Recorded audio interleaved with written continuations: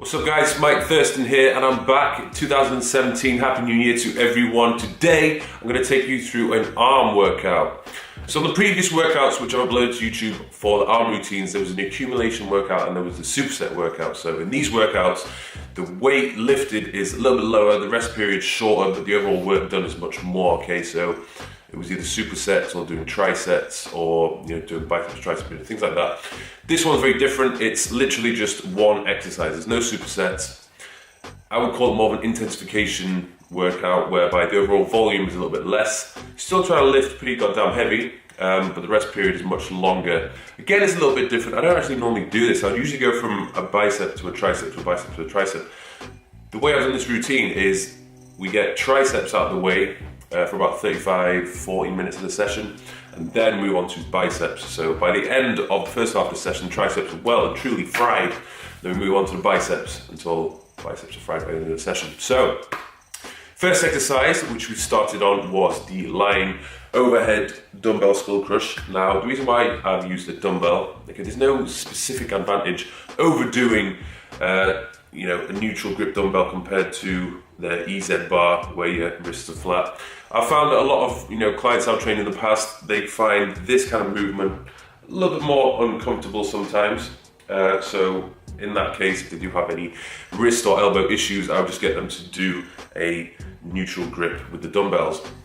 What I've also done as well, when I do these, I like to maximize the range of motion. So I would get myself onto the bench. I get myself right to the edge of the bench, so that allows me to bring the dumbbells right down behind my head.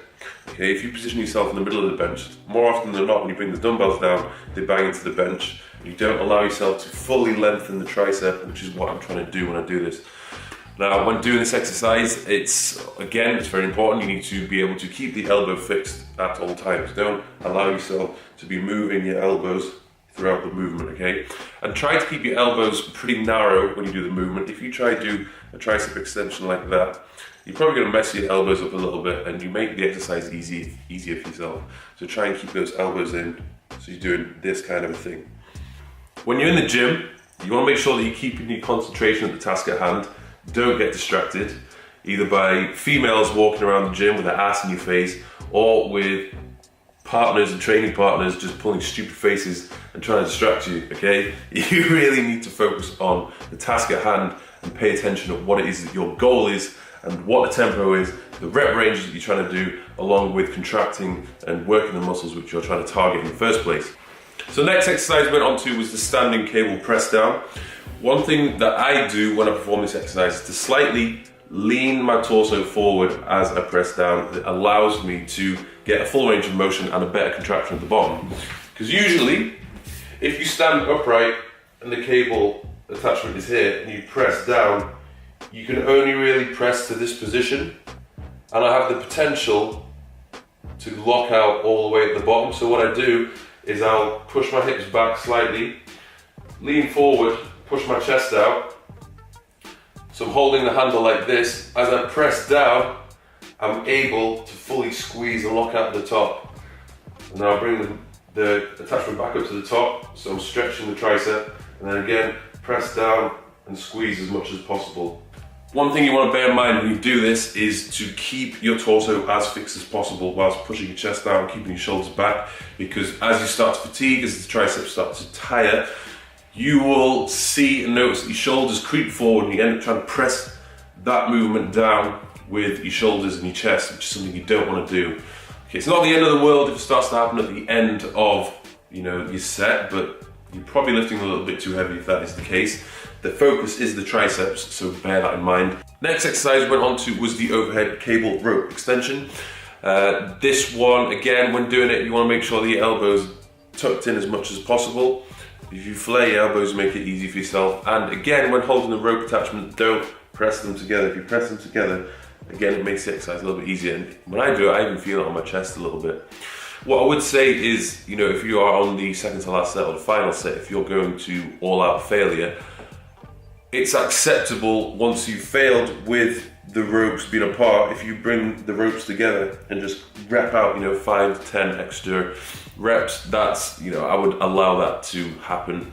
But when I did it, I think we did it on the last set, I do feel it massively, you know, in all other parts of my body instead of just my triceps when I'm pushing my hands together and trying to, you know, do that overhead extension movement. Next exercise we went on to was dips.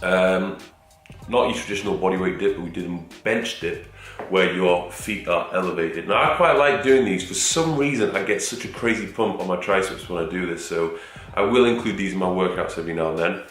I do find if I'm doing it with just my body weight and it's, you know, near the end of the workout, I'll just try and do higher reps. So in this routine we did 15 reps, I think, so just really pumping it out. Sometimes you can, if you know you really want to, you can add additional resistance by placing plates on your thighs when you're doing this, but you know, when I've done it in the past, I need like 20, 40, maybe even 60 kilogram plates on my thighs, and it's just a bit of a ball ache taking them on and off, which is something you definitely can't really do by yourself. So, you know, do that if you want to, but if I'm doing weighted dips or doing a weighted pressing movement such as that, I'd probably go for the close grip bench press and the weighted dips instead of doing, you know, weighted bodyweight dips. It's important to note with the overall anatomy of the triceps, there are three heads. You've got the medial head, the long head, and the lateral head. So it's important to do exercises which is going to target all areas of them. You want to have a thick, 3D looking tricep. If you do too much of the same movement, then you're going to end up with areas which are overdeveloped and areas which are underdeveloped. So my advice to you would be to do movements or include these exercises into your routine whereby you're doing movements where the elbow is above the head and you're extending in this kind of a motion. You can do other exercises whereby you're kind of pressing. So this would include things such as dips or close grip press.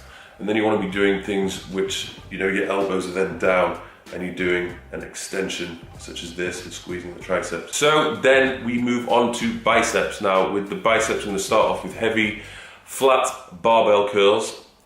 The advantages of doing this exercise, I feel as though when the barbell is flat, you can get a better contraction and squeeze at the top of the movement because your hands are in a more supinated position. However, I've noticed that quite a lot of people do feel discomfort when doing that movement just purely because of the wrist positioning. So from time to time I would advise that you use an EZ bar instead because it's more natural. So rotate whether you're doing the flat or EZ bar. And if you are feeling discomfort by doing the flat barbell curl, maybe it's better just doing dumbbells or something else. Okay? There's no point doing something which is going to cause you more discomfort because otherwise you injure yourself. I find this is one of the exercises where most people will cheat. They kind of just swing the weight up and they don't really place attention on the biceps as much as they should. It's like a full body movement sometimes. And even I'm guilty of it. Like when I watch back videos, I'm like, maybe my form isn't as good as it could be. But the overall focus of this is just to lift kind of as heavy as possible. So I'm not too fussed about whether the last few reps are not necessarily as clean as they could be, if you know what I mean. The focus, I would say, once you bring that weight up, really try to squeeze the contraction at the top. Too many people will try and swing it up and then they temporarily rest at the top and then just bring it back down again.